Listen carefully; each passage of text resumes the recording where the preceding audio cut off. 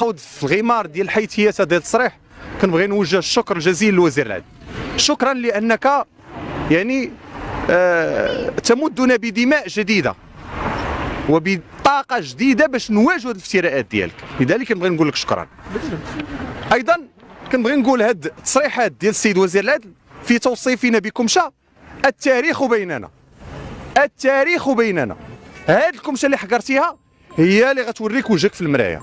لذلك رساله عبر هذه المنابر كنبغي نوصل للسيد وزير العدل، انت الان تعيش ايامك الاخيره في الوزاره قبل تدخل القانون ان شاء الله، تعيش ايامك الاخيره السياسيه لانك من بعد غتنتهي سياسيا، انت تعيش اخر مراحلك السياسيه.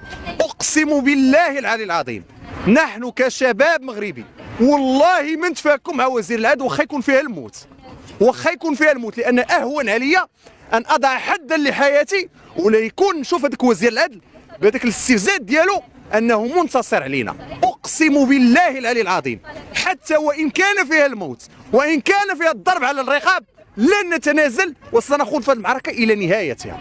لذلك هذا التوصيف ديالنا وان المهاجمه ديال الاخ ديالنا مراد الشقار نعلن انا اصاله نفسي ونيابه عن اعضاء اللجنه الوطنيه لضحايا امتحان الالي لمزاوله المحاماه اننا متضامنون دون اي قيد وشرط مع الاخ ديالنا مراد الشقار، وان ما يمسه يمسنا، وان وزير العدل لا احقيه له في الاطلاع على الورقه وتوصيفها بالتزوير لانه خصم وهو اولا من زور، وقد اقر على ذلك بعظمه لسانه حينما قال في التصريح انا شخصيا راه دخلت وخرقت القانون وسمح بتسجيل بعض يعني في يوم قبل الامتحان. هذه كلها خروقات.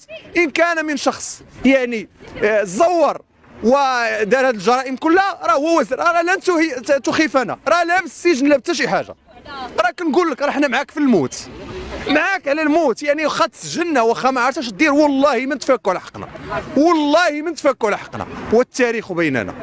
غنمشيو معاه في ابعد حد شي امور ما كانش كيتصورها، ما نقدروش نقولوا عليهم كبرنامج دابا، ولكن التاريخ بيننا وهذا الاسبوع بيننا. السيد وزير العدل انت يعني شعلتي الشراره ديال بان ما بقاش عندنا فين نرجعوا، والتاريخ بيننا.